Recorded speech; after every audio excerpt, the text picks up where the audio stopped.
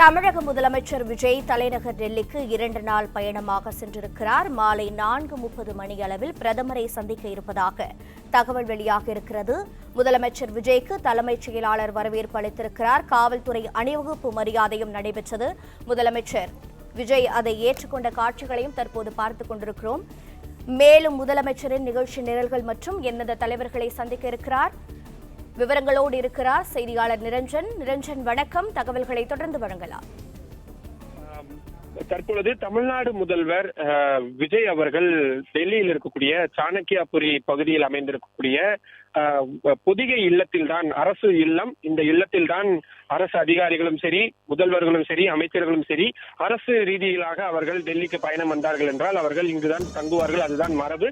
அந்த வகையில் அவர் தற்பொழுது தங்கி இருக்கின்றார். உடன் மூத்த அதிகாரிகள், தலைமைச் செயலாளர்கள், காவல்துறையின் மூத்த அதிகாரிகள் உள்ளிட்ட பல்வேறு அதிகாரிகளும் தங்கி இருக்கின்றார்கள்.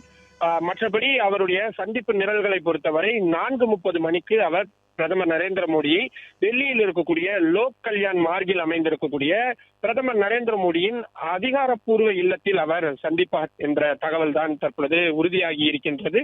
இந்த சந்திப்பு எவ்வளவு நேரம் நீடிக்கும் என்பதை பொறுத்துதான் முதல்வரது அடுத்தடுத்த சந்திப்புகள் இருக்கும்.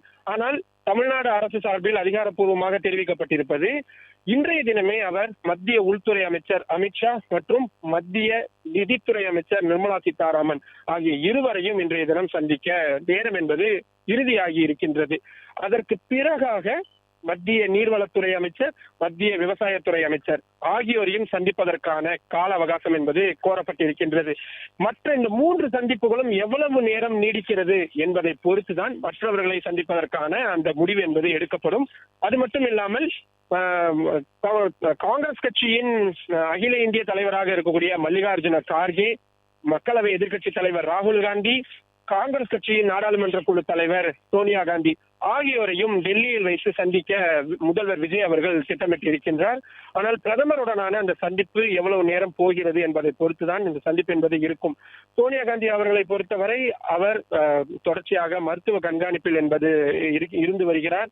பெரிய அளவில் அவர் விசிட்டர்களை பார்ப்பதில்லை. ஏனென்றால் அவர் தனிமையில் இருக்க வேண்டும், முறையான ஓய்வில் இருக்க வேண்டும் என்று மருத்துவர்கள் அறிவுறுத்தி இருக்கின்றார்கள். ஆனாலும் கூட முதல்வர் விஜய் அவர்களுடைய இந்த வருகை என்பது கூட்டணி கட்சி என்ற முறையில் மிகவும் முக்கியத்துவம் வாய்ந்ததாக இருக்கின்றது. அதனால் ஒரு 10-15 நிமிடங்கள் என்பதான சந்திப்பாவது நிச்சயமாக இருக்கும். மரியாதை நிமித்தமாக பூங்கொத்துகள் வழங்குவது, புத்தகங்களை வழங்குவது போன்ற அந்த ஒரு சிறிய சந்திப்பாக இருக்கும் என்பதாக சொல்லப்பட்டிருக்கிறது. சோனியா காந்தியின் இல்லத்தை பொறுத்தவரை அவர் விசிட்டர்களை சந்திப்பதற்கென்று தனியாக ஒரு அறை இருக்கும். அந்த அறையில் வைத்துதான் அவர் அனைவரையுமே சந்திப்பார். ஒருவேளை சோனியா காந்தி ஒரு 10 நிமிடங்களுக்கு பிறகு சந்திப்பை முடித்துக் கொண்டு போய்விட்டார் என்றாலும் கூட ராகுல் காந்தியுடன் நீண்ட ஒரு சந்திப்பை நடத்துவதற்கு விஜய் அவர்கள் திட்டமிட்டிருக்கிறார் என்பதாகத்தான் காங்கிரஸ் வட்டாரங்களும் தகவல் தெரிவிக்கின்றது. அதே போல முதல்வர் வட்டாரங்களும் நமக்கு தகவல் என்பதை கொடுக்கின்றது. பிளே ஸ்டோர் மற்றும் ஆப் ஸ்டோரில் இருந்து பாலிமர் செயலியை QR கோடு மூலம் பதிவிறக்கம் செய்யுங்கள். செய்திகளை உடனுக்குடன் பெறுங்கள்.